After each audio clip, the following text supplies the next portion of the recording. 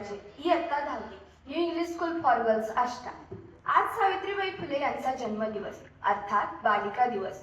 या सावित्रीबाईंवर आधारित एक सादरीकरण मी इयत्ता 1लीत असताना सादर केले होते. त्याचीच पुनरावृत्ती मी आज तुमच्यासमोर करीत आहे. सावित्रीबाई फुले यांना शिकताना आणि त्यांना मुलींना शिकवताना आलेले अनुभव त्यांच्याच शब्दात सांगणारी ही एक छोटीशी गोष्ट आहे. शेठजी मला शिकवायला लागलं. शिकताना माझ्या थरथरणाऱ्या हातांना आधार दिला. माझ्या हातात हात धरून मला लिहायला शिकवलं आणि मी पहिला शब्द शिकले तर शेठजींची साव शिकली, लिहायला शिकली, वाचायला शिकली. शेठजींसारखंच मोठं टीचर व्हायला शिकली. माणसं मागं बडबडत होती, बाई शिकली म्हणून वाईट साईड बोलत होती. पण तो सोन्याचा दिवस उगवलाच. 1 जानेवारी 1848 रोजी आम्ही पुण्यातील भिडेवाड्यात आम्ही मुलींची पहिली शाळा काढली आणि जणू पुण्याला आग लागली. अधर्म झाला म्हणून सगळीकडे आरडाओरडा झाली. शेठजी घरोघरी जात होतं, मुलींना गोळा करीत होतं, त्यांच्या आई वडिलांना समजावत होतं. आमची शाळा चालली, पण ती बंद पडावी म्हणून अनेक डाव टाकले जात होते. विष्णुपंतांसारख्या आमच्या शिक्षकांना वाईट टाकण्याची धमकी दिली जात होती. आता शिक्षकच नसतील तर शाळा चालणार कशा?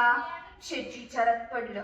पण मी म्हटलं, मी आहे नव, विचार कसला करताय? मी आहे नव, मी शिकवेन मुलींना. तर कुणी बी शिकायला तयार घराच्या बाहेर पडलं नव्हतं. पण मी मन घट्ट केलं आणि टाकलं बाया पहिलं पाऊल. रस्त्यानं जाताना लोक नुसतं टकमक बघत होती.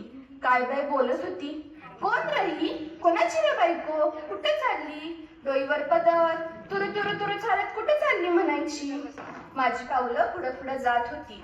शाळा जवळ आली तसा पापांचा कळस झाला. भिड्यांच्या वाड्यांमध्ये फुल्यांची बायको शिकवायला आली. ही बातमी सर्व पुण्यात पसरली. मी शाळेत पोचले.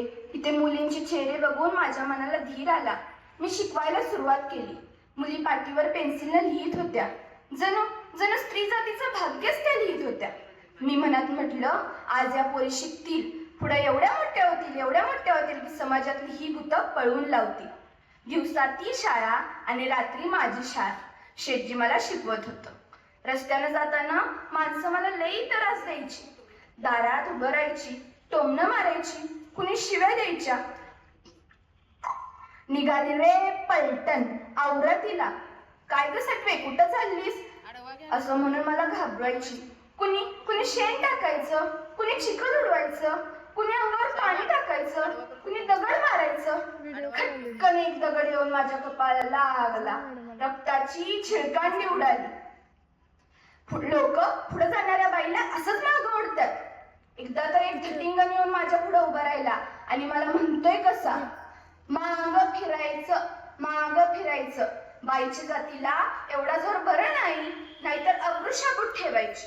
मनात म्हटलं, कार बाबा, सगळं येऊन बरं बाईच्या अब्रूपाशीच थांबते.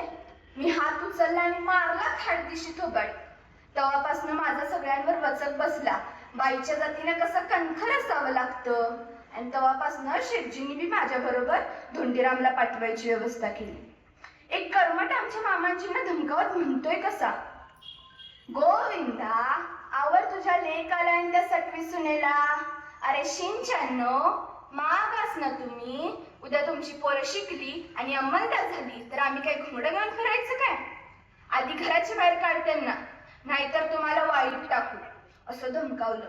तेव्हा बाईनं शिकावं आणि शिकवायला घराच्या बाहेर पडावं हे नाही पटलं समाजाला.